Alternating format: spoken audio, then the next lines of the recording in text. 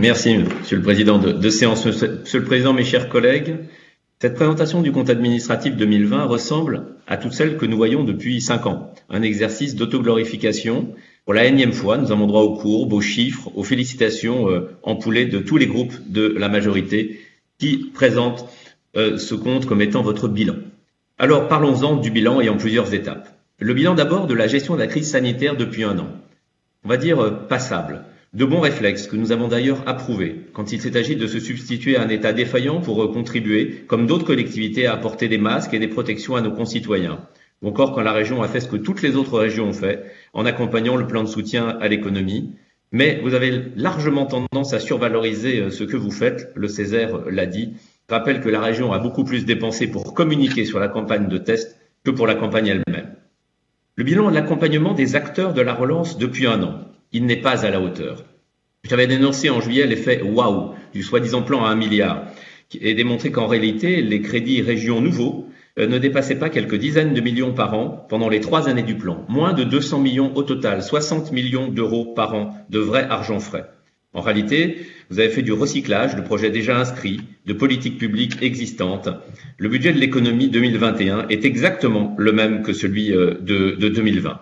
Et puis il y a tous les oubliés de la crise. Qu'avez-vous fait pour répondre au désarroi des milliers d'étudiants privés de ressources, des lycéens frappés par le décrochage scolaire?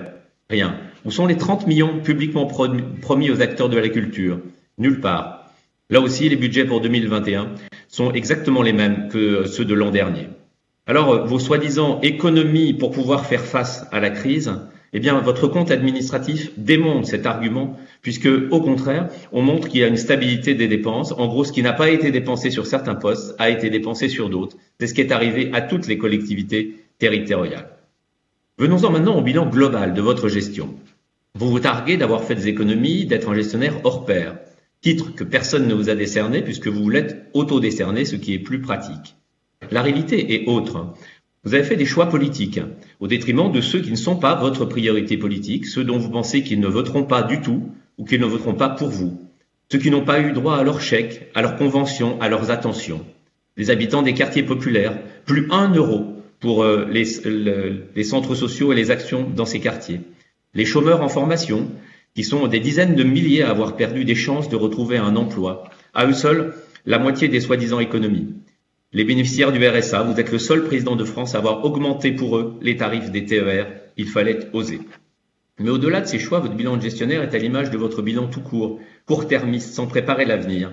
Pire, en le consommant par l'avance, et j'en veux pour preuve un chiffre que vous ne citez jamais, qui a été relevé par le Césaire et par la Chambre régionale des comptes. Les autorisations de programme, c'est-à-dire les engagements délibérés mais non payés, mais qui devront être payés.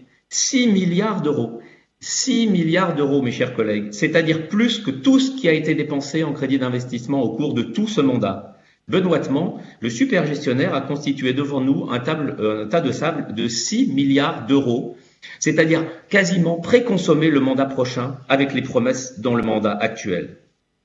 Alors, et puis sur la dette, si vous nous présentez en compte administratif 2020 le chiffre de la dette 2019, c'est qu'en réalité, si vous présentiez celui de 2020, vous ne pourriez plus dire qu'il y a une baisse de la dette, puisque nous sommes revenus strictement au même niveau qu'en 2015. Alors venons-en maintenant au contenu de votre bilan. C'est un échec parce que nous avons fait du surplace. Et en juin, nous proposerons une autre voie, une alternative sociale et écologique à votre politique. Mais soyons concrets, prenons les sujets un par un. Depuis 2015, vous n'avez engagé aucun projet en matière de développement économique. Vous vous êtes contenté de quelques subventions directes à un tout petit nombre d'entreprises. C'est un échec pour qui se place du côté du soutien à l'économie. Avez-vous encouragé les filières à préparer la transition écologique de l'économie? Parce qu'il n'y aura pas de transition écologique s'il n'y a pas d'accompagnement de l'économie. Non, nous le ferons. Avez-vous proposé aux branches professionnelles des contrats de conversion écologique avec une conditionnalité des aides pour les accompagner dans des pratiques productives plus sobres? Non. Nous proposons du donnant-donnant, du gagnant-gagnant. Depuis 2015, votre unique politique de la montagne, ça a été 45 millions d'euros pour les canons à neige, dont un tiers pour les plus grandes stations. Ok, c'est probablement utile. Mais avez-vous préparé la montagne 4 saisons, accompagné les stations vers un autre modèle économique touristique qui ne dépende plus exclusivement des 4 mois de ski alpin, alors que nous savons que dans 15 ans, Ce modèle sera mort par le climat, non par les écologistes. Non, vous ne l'avez pas fait et nous le ferons. Depuis 2015, vous avez scandé que vous étiez pour le Lyon-Turin. Ok, je rappelle que ce projet est européen international, qu'il n'est pas financé par la région, que la région n'est nullement décisionnaire sur ce dossier, ni pour le lancer, ni pour l'arrêter. En revanche, elle l'est sur les accès français au Lyon-Turin, c'est-à-dire faire en sorte que l'arrivée de ce tunnel améliore dramatiquement, comme on dit en anglais, considérablement la liaison entre Lyon et l'est de la région. Lyon-Chambéry, Lyon-Grenoble, Lyon-Annecy. Que s'est-il passé? Avez-vous poussé les feux avec vos nouveaux amis du gouvernement pour débloquer ce dossier stratégique? Non, nous avons pris 5 ans de retard. 5 ans de retard sur cette infrastructure majeure. Nous le ferons. 2015, qu'avez-vous fait pour l'amélioration de la liaison la plus fréquentée de toute la région, c'est-à-dire Lyon-Saint-Étienne?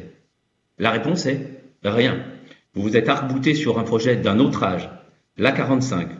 Du coup, rien n'a été fait pour améliorer la sécurité de l'A47 et nous proposons d'affecter l'argent qui avait été programmé sur la 45 pour les améliorations de sécurité de la 47 et nous avons pris 5 ans de retard, perdu beaucoup de crédibilité pour porter une liaison métropolitaine TER-RER Lyon-Saint-Étienne. Nous le ferons. Depuis 5 ans, le projet de déblocage de la gare de la Part-Dieu, le nœud ferroviaire lyonnais, qui empêche le développement des TER autour et reliant Lyon, qui embolise la circulation des trains, a-t-il avancé d'un iota? Non. Vous n'avez pas réussi à vous mettre d'accord avec les élus lyonnais de l'époque. Vous ne portez pas seul cette responsabilité. Et vous n'avez pas tranché. Nous le ferons. Depuis 5 ans, la politique des parcs naturels régionaux a-t-elle été portée? Non. Vous avez tué en arrivant par pure idéologie. Le parc naturel régional de la Dombe et le parc naturel régional du Haut-Allier qui était prêt à débuter. Vous essayez maintenant de rattraper le coup en dernière minute avec une délibération soi-disant cadre. C'est votre échec. Nous réaliserons ces parcs en lien avec les habitants, les acteurs et les élus de ces territoires. Depuis 5 ans, quel a été votre engagement pour la transition énergétique qui passe d'abord et largement par les économies d'énergie, qui sont à la fois bonnes pour le climat et bonnes pour le porte-monnaie des ménages, notamment les habitants de passoires thermiques, qu'ils soient dans des logements sociaux, dans des logements privés, qu'ils soient propriétaires ou qu'ils soient locataires? Rien ou presque rien. Vous avez suivi l'absence de politique nationale, l'absence de volonté. Nous avons plusieurs fois proposé d'engager 200 millions d'euros supplémentaires par an, 1 milliard sur 5 ans, pour booster la réhabilitation de 100 000 logements par an, soit 500 000 logements sociaux et privés. Avez-vous vu l'urgence? Avez-vous orienté les financements de la région? Non, nous le ferons. Dans chaque mandat, on fait des choix, vous avez fait les vôtres. Je ne remettrai pas en cause votre cohérence. Mais nous proposerons une alternative